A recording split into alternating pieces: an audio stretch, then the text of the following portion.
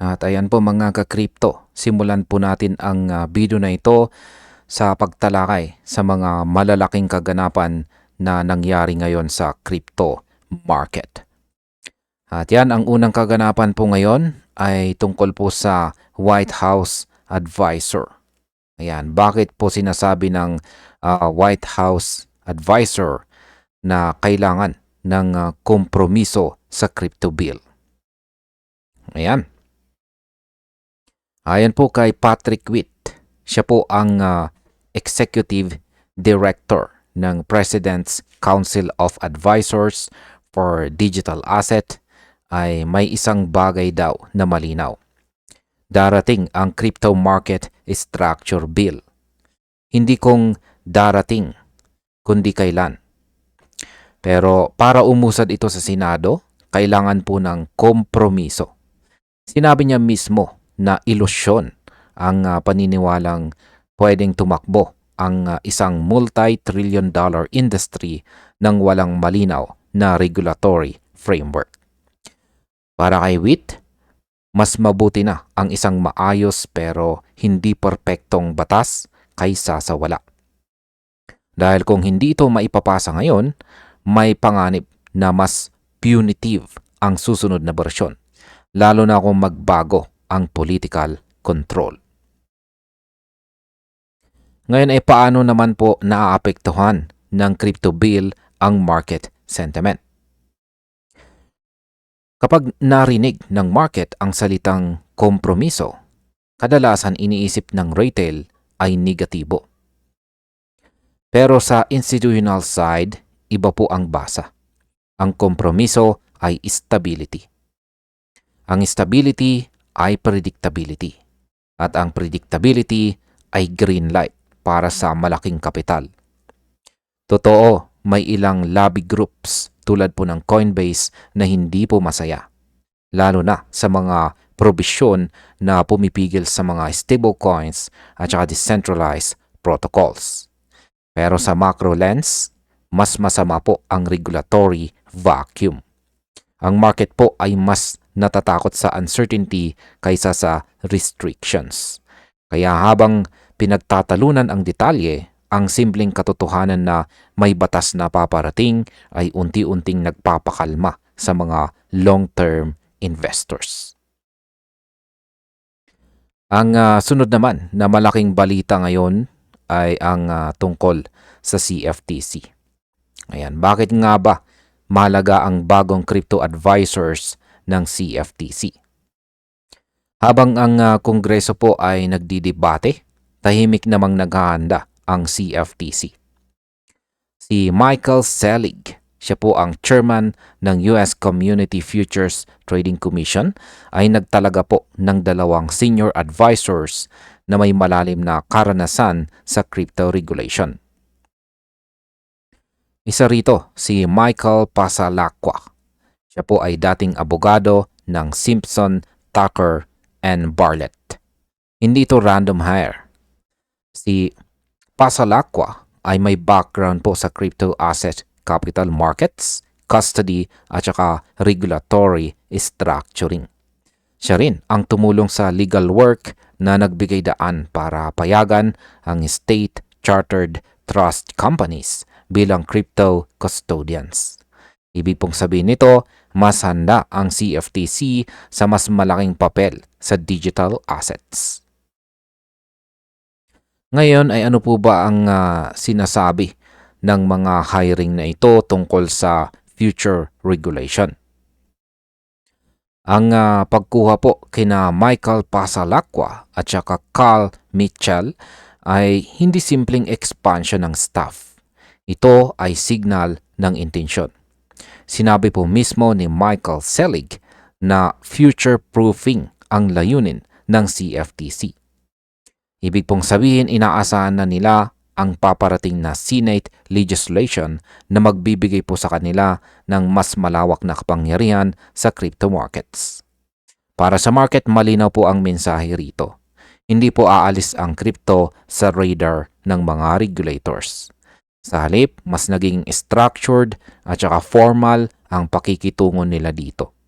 Kaya para sa atin bilang mga long-term holders, ito po ay hakbang palayo sa chaos, papunta sa regulated growth environment. Dito naman po tayo kay Bitcoin. Bakit po ba mahalaga ang kanyang 30-day realized losses? Ayan. Ayon po kay Julio Moreno ng CryptoQuant, ang 30 days realized profit, ang loss metric ni Bitcoin ay bumaba po sa ilalim ng zero. Ibig sabihin, sa loob ng 30 days, mas marami pong coins ang naibenta ng lugi kaysa sa tubo.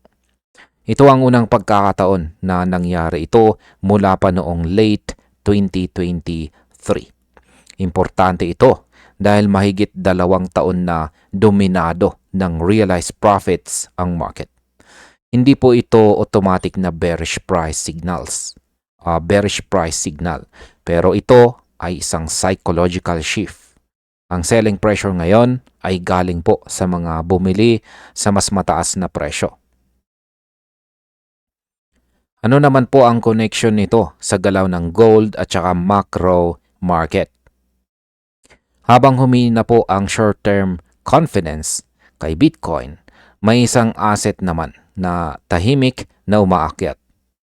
Ang gold ay lumagpas na po sa $4,700 per ounce sa unang pagkakataon.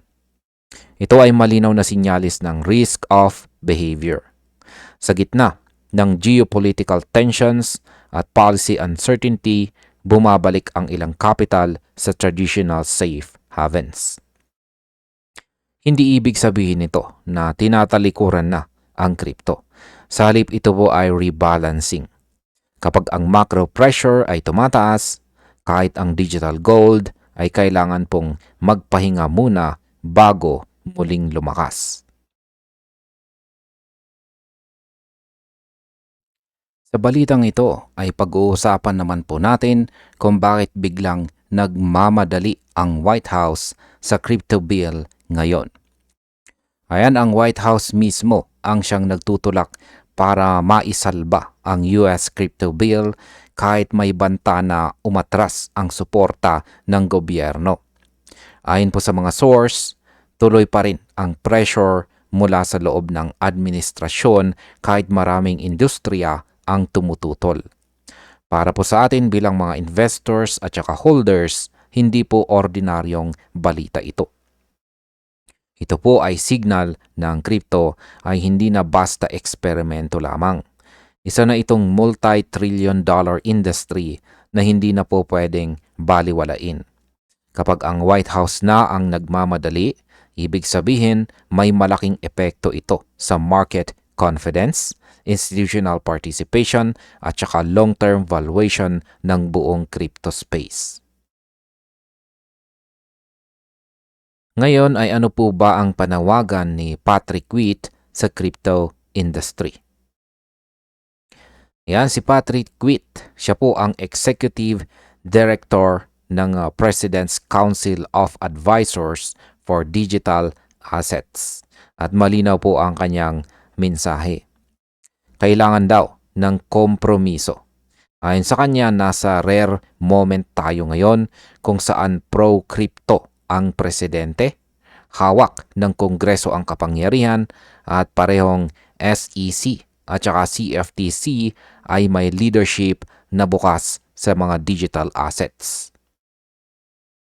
Ang tanong po niya sa industriya ay sasamantalahin ba natin ito ngayon o hahayaan nating mawala? Para kay Witt, hindi po realistic ang maghintay ng perpektong batas. Ang mahalaga, may malinaw na rules of the game. Dahil kapag nawala ang political momentum, maaring mas mahirap na muling ibalik ang ganitong crypto-friendly environment. Ngayon, totoo bang muntik nang umatras ang White House sa suporta nito? Oo, at ito ang mas nakakakaba. Ilang araw bago ang pahayag ni Witt, may ulat na handa nang bawiin ng White House ang suporta nito sa crypto bill.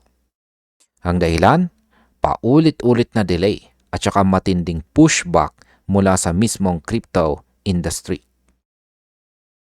Para po sa gobyerno, ang sobrang stalling or delay ay parang kawalan po ng direksyon. Para sa market, ito po ay risk event. Kapag umatras po ang White House, babagsak ang regulatory optimism.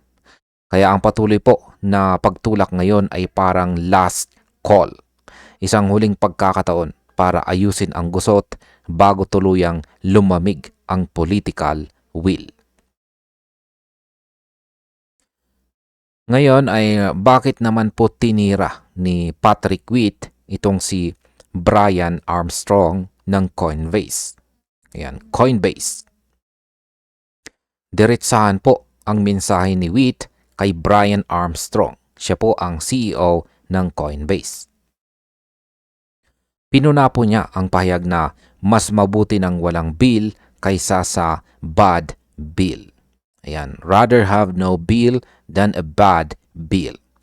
Para kay Witt, nasasabi lang iyon dahil sa crypto-friendly na administrasyon ni President Trump. Ibig sabihin may pribilehiyo ang industriya ngayon na tumanggi. Pero ang kanyang babala, huwag tayong magpakampante. Hindi raw pwedeng umasa ang isang industriya na may trillion-dollar scale na mag-operate ng walang malinaw na regulatory framework. Para kay Witt, yan ay fantasy. Ano naman po ang sinasabi ni Witt tungkol sa future ng crypto regulation? Dito, naging malinaw po ang direksyon. Ayon po kay Patrick Witt, magkakaroon daw ng Crypto Market Structure Bill. Hindi raw ito tanong ng kung mangyayari, kundi kung kailan. Ang Clarity Act, ang Clarity Act man o bagong bersyon nito, darating ang regulasyon. At hindi po ito magiging perpekto. Para sa kanya, ang mahalaga ay gumagana ito. May rules para sa custody, trading at saka oversight. May malinaw na hati kung ano ang saklaw ng SEC at saka ang CFTC. At higit po sa lahat ay may certainty ang market. Kaya para sa atin ang certainty ang pinaka-bullish na ingredient sa long-term price action. Ngayon ay bakit naman po mahalaga ang batas na ito para sa buong crypto market? Sa likod po ng drama na ito po ang pinaka-core issue. Ang US Senate ay matagal nang nagtatalo kung paano po hahatiin ang kapangyarihan ng SEC at ang CFTC pagdating sa crypto. Pero nagkaroon po ng backlash, lalo na sa usapin ng stablecoin yields at saka decentralized protocols. Maraming crypto leaders ang tumutol. Dahil dito, na-delay ang markups na dapat ay ginawa na noong nakaraang linggo. Para sa market, bawat delay ay uncertainty. At bawat uncertainty ay dahilan para mag-hesitate ang institutional money. Ngayon ay ano naman ang papel ng mga bangko at ng Davos negotiations? Dito po papasok ang mga bangko. Mariing na iginiit ng mga traditional banks na hindi dapat mag-offer ang crypto companies ng stablecoin yield products. Para po sa kanila, unfair competition daw ito. Para sa crypto, ito naman po ay innovation. Sa gitna nito, sinabi po ni Brian Armstrong na makikipag-usap siya sa mga bank executives sa Davos. Ibig sabihin, ang laban ay hindi lang sa Kongreso, kundi sa global financial elite. Kung magkakasundo ang dalawang panig, mas bibilis po ang passage ng batas. Kung hindi, hahaba pa ang laban.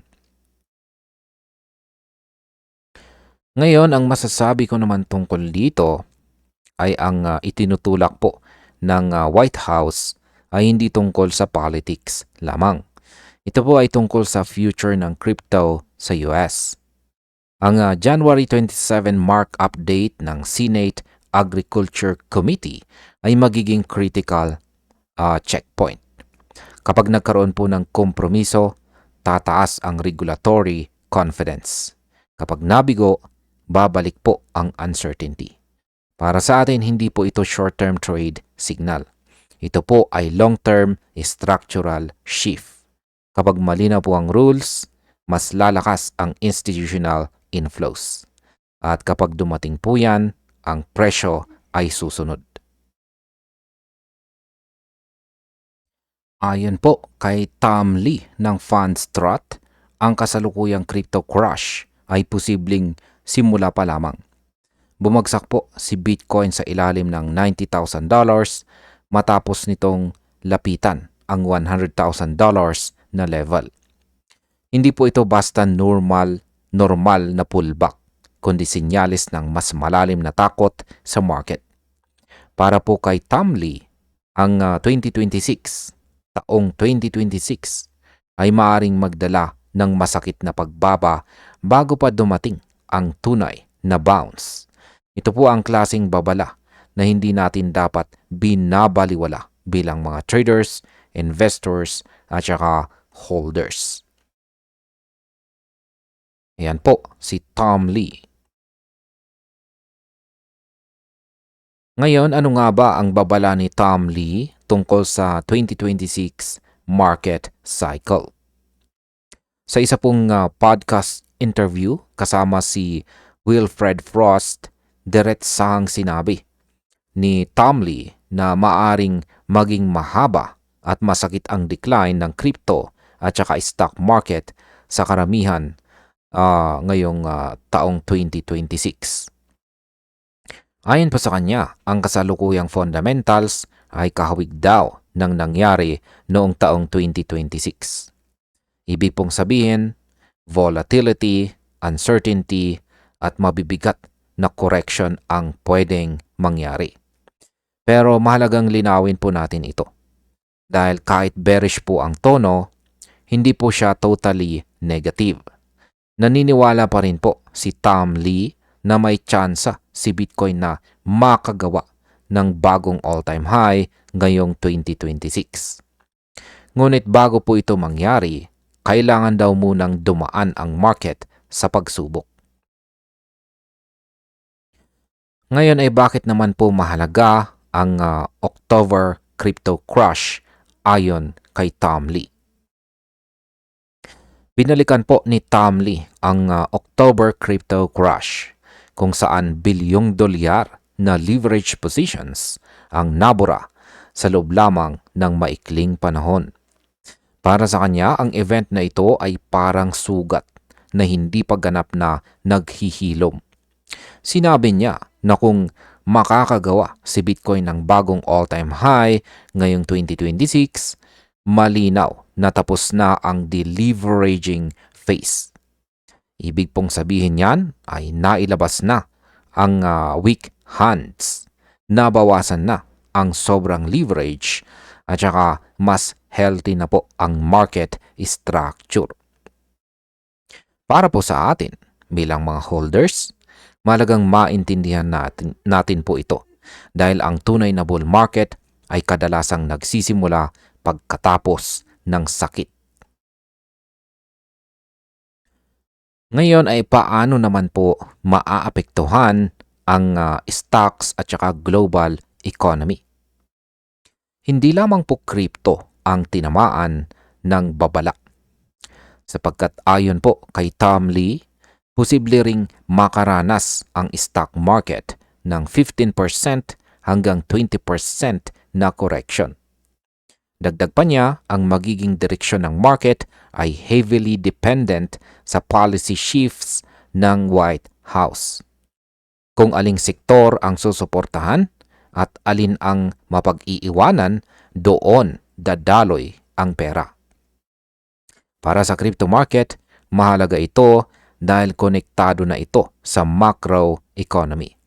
Kapag humina po ang risk appetite sa stocks, kadalasan ay nadadamay din si Bitcoin at ang mga altcoins.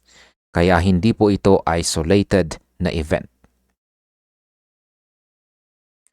Ngayon, gaano naman po kalalim ang posibleng bagsak ni Bitcoin ayon po sa Fundstrat? Mas lalo pong naging seryoso ang babala ng sabihin po ng Fundstrat na maaring bumagsak si Bitcoin sa pagitan ng $60,000 hanggang $65,000. Para po sa marami, ito ay nakakakilabot pakinggan. Ngunit ayon sa kanila, karaniwan itong nangyayari bago ang isang malakas na upward move. Sinabi rin ng Fundstrat na ang unang kalahati ng taon ay posibleng dominado ng downtrend sa halos lahat ng markets. Para po sa atin, mahalagang tandaan na ang ganitong galaw ay hindi katapusan, kundi bahagi ng cycle. Ang tanong ay kung handa ba tayo? Ngayon ay bakit po ba biglang bumagsak ang crypto market kamakailan? Isa po sa mga dahilan ng biglaang pagbagsak ay ang kawalan ng ruling ng Supreme Court tungkol sa Trump tariff. Marami pong investors ang umaasang magkakaroon ng linaw, ngunit nauwi ito sa pagkadismaya. Dagdag pa rito, lumala ang tensyon sa pagitan ng United States at saka European Union. Umabot pa sa banta ni President Donald Trump na 200% tariff laban sa France. Kahit nilinaw po niyang makikipagpulong siya sa mga industry leaders sa Davos, ang takot ay nauna nang pumasok sa market. Ano naman po ang papel ng Bank of Japan sa kasalukuyang crypto crush? Hindi rin natin dapat baliwalain ang galaw ng Bank of Japan, sapagkat kamakailan ay nagbigay po sila ng pahiwatig na magkakaroon pa ng interest rate hikes ngayong taon. Ang dahilan po nito ay ang humihinang yen at saka tumataas na inflation. Kapag tumataas po ang interest rates, kadalasang umaalis ang capital sa risk assets tulad ng crypto. Para sa global market, ito po ay dagdag na pabigat. Kaya ang crypto crush ay hindi lamang po dahil sa isang balita, kundi kombinasyon ng macro forces na sabay-sabay tumatama. Ngayon, ang masasabi ko naman po rito ay ang mensahe po ni Tom Lee ay malinaw. May sakit muna bago ginhawa.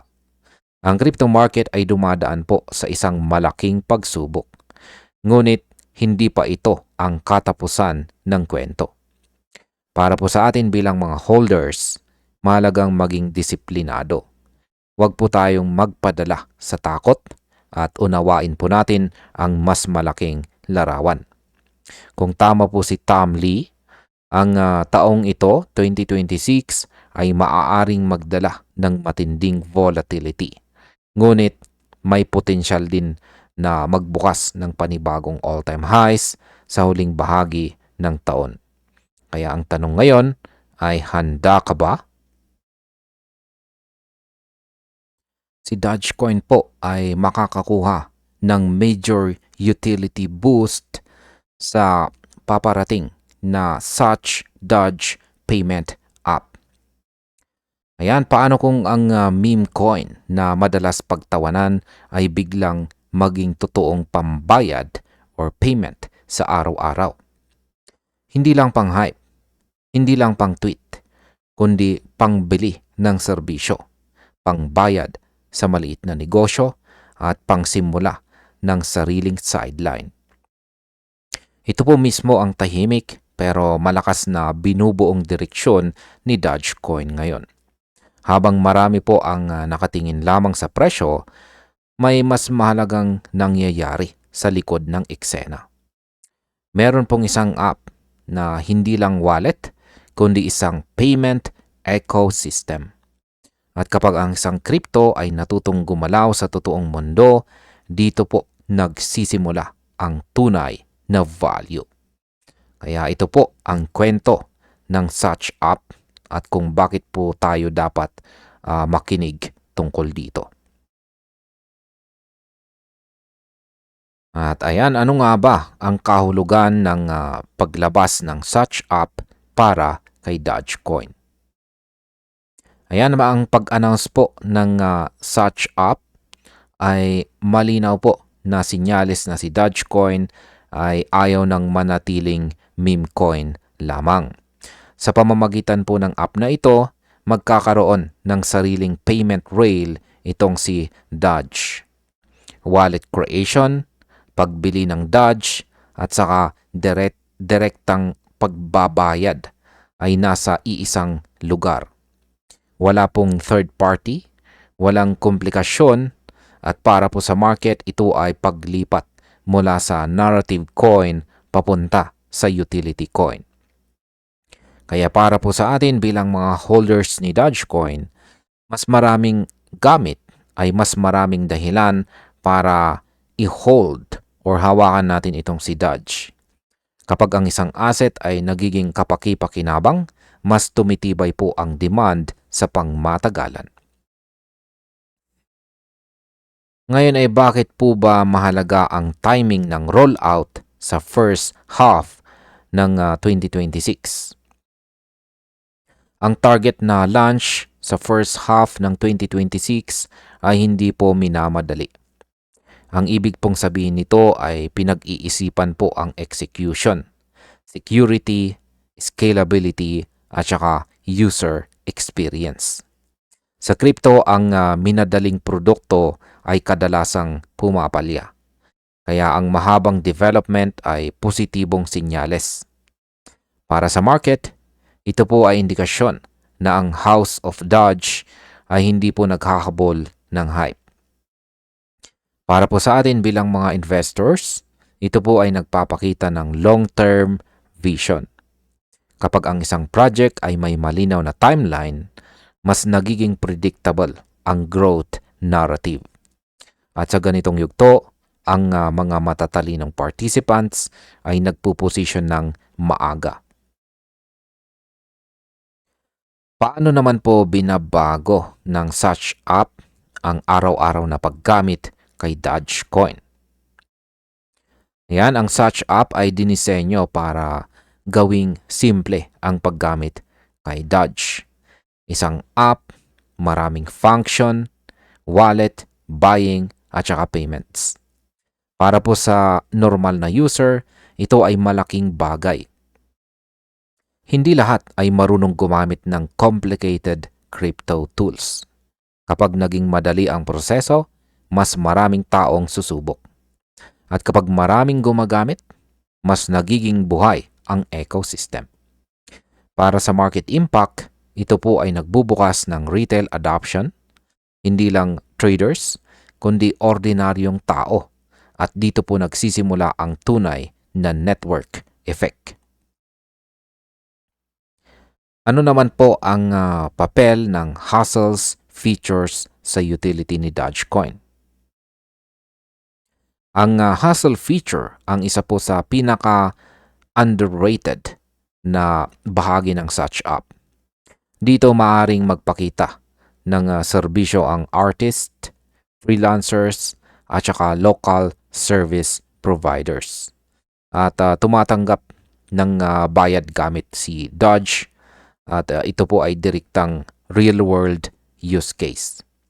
Hindi po ito theory, hindi experiment. Kaya para po sa Dogecoin community, ito ay empowerment. Para sa market, ito po ay organic demand. Kapag ang Doge ay ginagamit po sa exchanges, yan, or palitan ng serbisyo, nagiging mas stable po ang circulation. Kaya para sa atin, mas malinaw po ang dahilan kung bakit may value si Doge na lampas po sa mga memes. Ngayon ay pag-usapan naman po natin ang tungkol sa House of Doge. Yan, bakit nakatuon po ang House of Dodge sa spending kaysa sa speculation? Ayon po sa House of Dodge, ang pangunahing layunin ng such app ay gawing mas madali ang paggastos ng Dodge. Ito ay mahalagang shift. Karamihan po sa crypto ay naka-focus sa buying and holding. Pero ang paggastos ang bumubuo ng tunay na ekonomiya. Kapag ang isang coin ay umiikot, mas nagiging relevant po ito. Para sa market, ito po ay nagpapababa ng dependency sa hype cycles. Para po sa atin bilang mga holders, nagkakaroon po ng practical value ang token. At kapag may practical value, mas nagiging matibay ang long-term fundamentals. Ano naman po ang sinasabi ng leadership vision tungkol sa direksyon ng app? Ang pahayag po ng CTO na si Timothy Stebbing ay malinaw. Ayan, ang such app ay para sa mga taong may ginagawa, may sideline, may pangarap, at hindi lang ito tech product. Isa po itong tool para sa self-empowerment. Para po sa Dodge community, ito ay cultural alignment. Para sa market, ito naman ay user-driven growth. Kapag ang adoption ay galing sa mismong community, mas nagiging sustainable. At para po sa atin, mas malinaw na ang direksyon ni Dodge ay pababa sa totoong ekonomiya. Ngayon ay paano naman po nakakaapekto ang institutional moves sa fundamentals ni Dodge? Bukod po sa app development, may galaw din po sa institutional side. Ang plano po ng House of Dodge na mag-explore ng Nasdaq listing ay malinaw na signal. Ito po ay paglapit sa traditional finance. Para sa market, ito po ay credibility boost. Kahit pa stagnant ang presyo ngayon, ang fundamentals ay unti-unting lumalakas. ETF filings, corporate initiatives, at saka payment apps. Kapag pinagsama-sama, bumubuo ito ng solid base. At sa crypto, ang presyo ay kadalasang nahuhuli sa fundamentals. Ngayon, ang masasabi ko po tungkol dito ay maaring hindi gumagalaw ang presyo ni Dodge. Pero hindi ibig sabihin nito ay walang nangyayari. Sa katunayan, mas gusto ko po ang ganitong sitwasyon. Tahimik na development, malinaw na utility, at long-term vision. Ang such app ay hindi garantiya ng instant pump. Pero ito ay malinaw na hakbang palabas ng meme status. Kaya para po sa atin bilang mga traders at saka holders, mahalagang makita po natin ang direksyon. Dahil kapag ang isang coin ay natutong magamit, dito nagsisimula ang tunay na halaga. Ang $88,000 support ni Bitcoin ay nabasag at kasabay nito ay parang domino na bumagsak ang $1 billion worth of leverage positions. Ito ang klase ng pangyayari na hindi lang tungkol sa presyo. Ito ay tungkol sa psychology ng market. Tungkol po ito sa tiwala. At higit sa lahat, tungkol ito sa kung paano tayo bilang mga traders at holders ay naaapektuhan kapag ang sobrang kumpiyansa ay biglang sinalubong ng katotohanan o realidad. Ayan, bakit nga ba naging biglaan at masakit ang pagbaba ni Bitcoin sa ilalim ng $90,000? Ayan, ang pagbagsak po ni Bitcoin sa ilalim ng $90,000 ay hindi po dahan-dahan. ito ay biglaan at agresibo. Nang magbago po ang global risk sentiment, marami pong traders ang hindi handa. Ang forced selling ay agad na pumasok sa market at parang hinila pababa si Bitcoin ng sabay-sabay. Ito po ang klase ng galaw na nagpapakita kung gaano ka-sensitive ang crypto sa macro events. Kapag ang takot ay pumasok, mabilis itong kumakalat. Para sa atin, mahalagang maintindihan na hindi lamang po crypto-specific ang dahilan. Ang external pressure ay may kakayahang wasakin kahit ang pinaka-solid na technical structure. Kaya dito po nagsisimulang mag-crack ang kumpiyansa ng market. Ngayon ay ano naman ang ipinapakita ng mabilis na liquidation ng leverage positions? Ang pinakaunang tinamaan sa galaw na ito ay ang mga naka-leverage. Dahil marami ang nakapwesto sa long side, ang maliit na pagbaba ay naging chain reaction. Isang liquidation po ang nagtulak ng panibagong sell pressure at ito ay umulit ng umulit. Kapag sobra po ang leverage sa market, kahit normal na pullback ay nagiging malalim na pagbagsak. Para po sa atin bilang mga traders, malinaw po ang mensahe rito. Ang leverage ay parang apoy. Kapag kontrolado, may silbi. Kapag sumobra naman, ikaw mismo ang masusunog. Ang galaw na ito ay paalala na ang risk management ay hindi po optional. Ano naman po ang sinasabi ng $87,800 low tungkol sa market confidence? Ang pag-abot po ni Bitcoin sa $87,800 ay mahalaga sa psychology ng market. Ito ay malinaw na paglabas mula sa dating consolidation zone. Ibig sabihin, ang dating kumpiyansa malapit po sa highs ay nagsimulang manghina. Kahit pa nagkaroon ng bahagyang rebound sa itaas po ng $89,000, ang damage ay nagawa na. Para po sa maraming mga investors, ang tanong ngayon ay hindi kung tataas si Bitcoin bukas, kundi kung ligtas pa ba ang dating support levels. Ang ganito pong galaw ay madalas nagmamarka ng transition mula optimism patungo sa caution. At tayo po mismo ang nasa gitna ng pagbabago na ito. Ngayon ay bakit naman po napakalaki ng $1.08 billion liquidation ayon sa CoinGlass? Ang $1.08 billion na liquidation ay hindi lamang po ito numero. Ito ay kolektibong pagkakamali ng market. Mahigit 183,000 traders ang sabay-sabay na napilitan lumabas sa kanilang positions.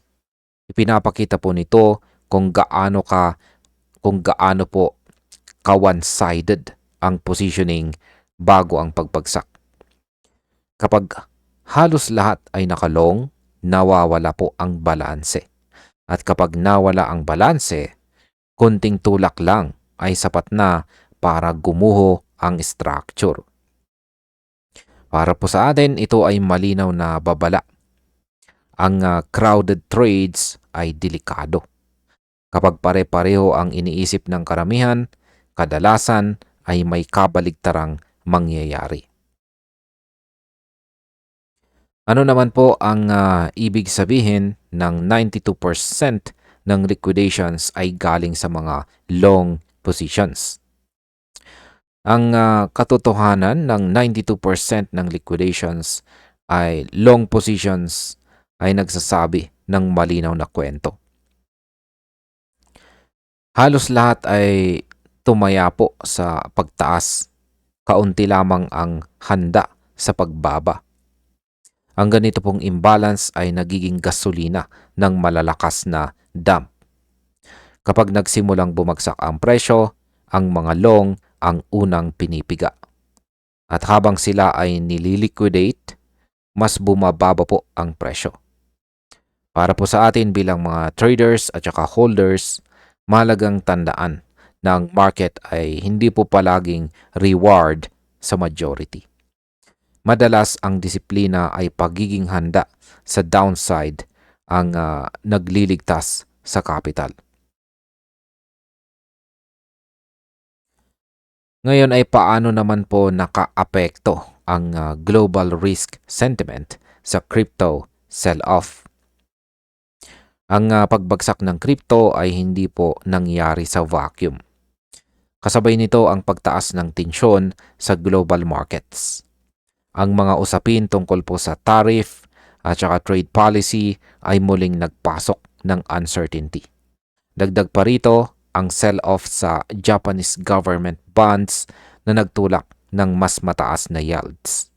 Kapag tumaas po ang yields, humihigpit ang financial conditions. At kapag humihigpit po ang kondisyon, ang mga risk asset tulad po ng crypto ang unang iniiwasan. Para sa atin, mahalagang makita po ang koneksyon ng macro at saka crypto. Hindi po hiwalay si Bitcoin sa mundo ng traditional finance. Ngayon ay bakit naman po lumilipat ang kapital sa gold at silver kapag bumabagsak ang crypto? Habang humihina po ang crypto, ang kapital ay lumilipat naman sa mga traditional safe havens. Ang gold ay patuloy na nasa record levels. Ang silver naman ay sumunod din sa pag-akyat. Ipinapakita po nito ang natural na ugali ng mga investors kapag tumataas ang takot. Lumalayo po sila sa volatility at lumalapit sa stability. Para po sa atin bilang mga crypto participants, hindi ito masamang sinyales, kundi indikasyon ng market cycle. Ang risk on at saka risk off behavior ay paulit-ulit lamang. Ang mahalaga ay alam natin kung nasaan tayo sa cycle para hindi tayo nahuhuli sa galaw ng pera. Ngayon, ang masasabi ko naman po tungkol dito ay ang pagkawala ng $88,000 support ay isa po itong wake-up call. Ipinapakita nito na kahit si Bitcoin ay hindi immune sa overconfidence ng market. Ang consolidation, malapit po sa highs, ay hindi po garantiya ng tuloy-tuloy na pagtaas. Kaya bilang mga traders at saka holders, kailangan po nating tanggapin na ang volatility ay bahagi ng laro. Ang mahalaga ay hindi tayo bulag sa risk. Ang galaw na ito ay hindi po katapusan. Isa lamang itong yugto. Pero ang mga natutunan natin dito tungkol sa leverage, sentiment, at saka macro forces ay magagamit po natin sa susunod na mas malalaking galaw ni Bitcoin.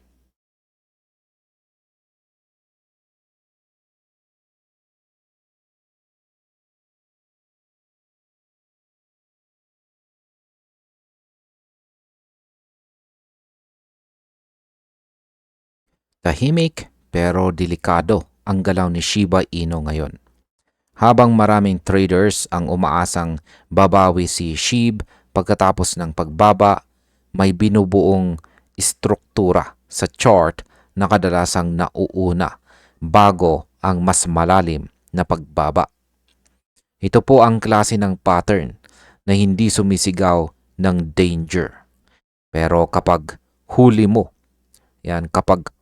nang napansin, tapos na ang galaw. Ang mas masakit, kadalasan po itong nabubuo habang may konting pag-asa pa ang market. Kaya sa balitang ito ay pag-uusapan po natin kung bakit sinasabing bearish continuation pattern ang nabubuo dito kay SHIB. Alamin din natin kung ano po ang posibleng mangyari sa presyo at kung saan dapat po tayo nakatutok. At ayan, ano nga ba ang ipinapahiwatig ng bearish continuation pattern kay Shiba Inu? Ipinapakita po ng galaw ni Shiba Inu na humihina na ang kanyang momentum. Hindi po ito bigla ang pagbagsak na dala ng panik. Ito ay kontroladong pagbaba na kadalasang ginagawa ng market kapag naghahanda pa ng susunod na galaw pababa. Ang bearish continuation pattern ay senyales ng dating downtrend ay hindi pa tapos. Sa halip na reversal, mas malaki po ang tsansang continuation. Para sa atin, mahalaga ito dahil ipinapakita nito na ang mga buyers ay hirap nang itulak pa itaas ang presyo. Kapag mahina po ang momentum, mas nagiging agresibo ang mga sellers. At dito po nagsisimulang maging delikado ang pag-hold ng walang malinaw na plano. Paano naman po nabuo ang pattern matapos po ang 5% na pagbaba ni SHIB? Ayan, matapos po bumagsak ng halos 5%, itong si Shiba Inu ay hindi po agad nakabawi ng may lakas.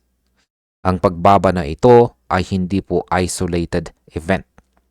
Kasabay ito ng mas malawak na kahinaan ng crypto market. Pagkatapos po ng sharp drop, nagkaroon po ng quick rebound si SHIB. Ngunit ang rebound na ito ay mahina. Hindi po nito nabasag ang mahalagang resistance. Sa technical analysis, ang ganitong galaw ay klasikong bahagi ng bearish continuation. May bagsak, may konting pullback, tapos sideways.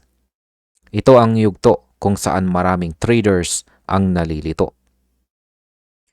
Pero para po sa chart, malinaw po ang mensahe rito. Ang trend ay hindi pa tapos.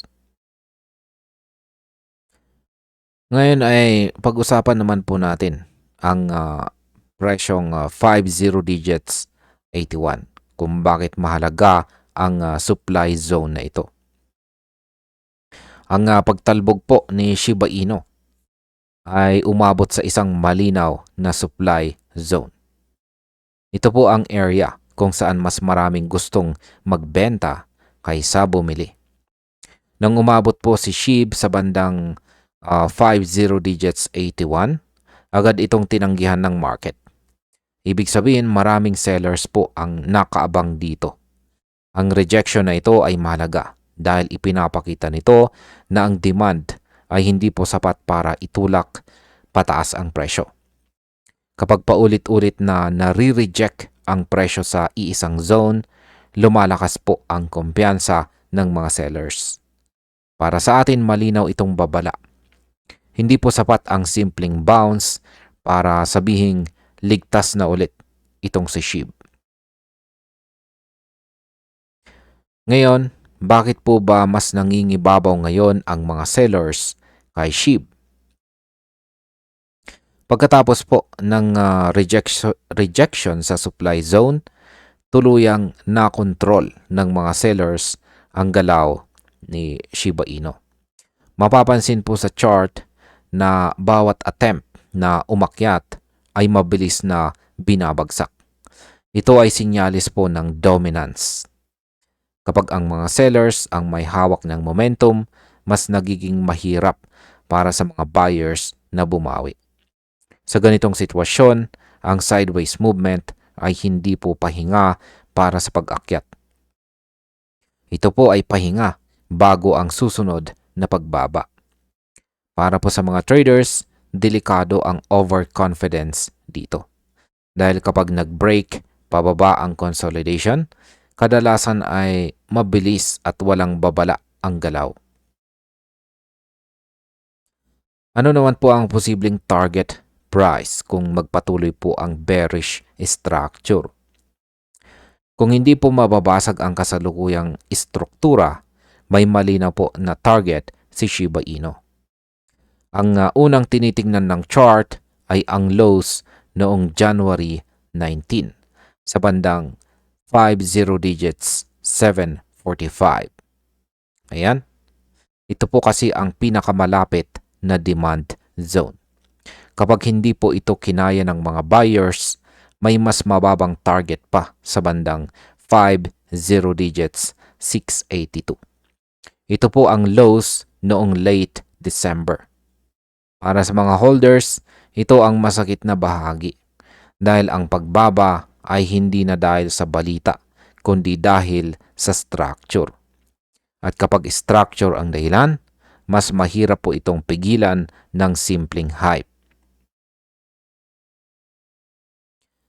Kailan naman po mawawalan ng bisa ang bearish continuation pattern? Hindi pa tapos ang laban ni Shiba Inu. May malinaw po na invalidation level ang pattern. Kapag nabasag po ni SHIB ang bandang 50 digits 815 at nag-sustain ito sa itaas, mawawala po ang bearish continuation. Ibig pong sabihin ay mababago po ang market structure. Sa ganitong scenario, posibleng mabawi po ni SHIB ang 50 digits 84 area. Ito ang zone kung saan nagsimula ang huling correction. Para po sa mga traders, ito ang level na dapat po nating bantayan. Dahil hanggat hindi po ito nababasag, mas nangingibabaw pa rin ang bearish bias. Ngayon ay paano po tayo dapat mag-isip bilang mga traders at holders sa ganitong setup? Ang setup po ni Shiba Inu ngayon ay hindi prediction kundi probability. Ibig sabihin may dalawang posibleng direksyon. Pero base po sa chart, mas malinaw sa ngayon ang bearish structure. Para sa mga traders, malaga po ang disiplina. Hindi emosyon ang dapat nating pairalin, kundi confirmation. Para naman po sa mga holders, dapat ay malinaw po ang ating risk tolerance. Ang technical analysis ay gabay at hindi po ito garantiya. Ngunit kapag binaliwala po natin ang mga babala ng chart, kadalasan ay mas malaki po ang nagiging sakit. Kaya sa ganitong yugto, mas malaga ang pagiging mapagmasid kaysa maging padalos-dalos. Ngayon, ang masasabi ko po rito ay ang galaw ni Shiba Inu ay malinaw na paalala kung gaano po kahalaga ang market structure. Hindi po sapat ang pag-asa at saka hype lamang. Kailangan po ng momentum at saka volume. Hanggat hindi po ito bumabalik, mas may advantage po ang mga sellers. Hindi po ito nangangahulugang tapos na si SHIB. Ngunit nangangahulugan ito na ang risk ay mas mataas po ngayon. Kaya bilang mga traders at saka investors, responsibilidad po nating intindihin ang ganitong signal. Dahil sa crypto, ang chart ay hindi po nagsisinungaling. Ang tanong na lang ay kung handa ba tayong makinig. At ayan po mga ka-crypto, hanggang dito na lamang po tayo sa video na ito. Maraming salamat sa panunood.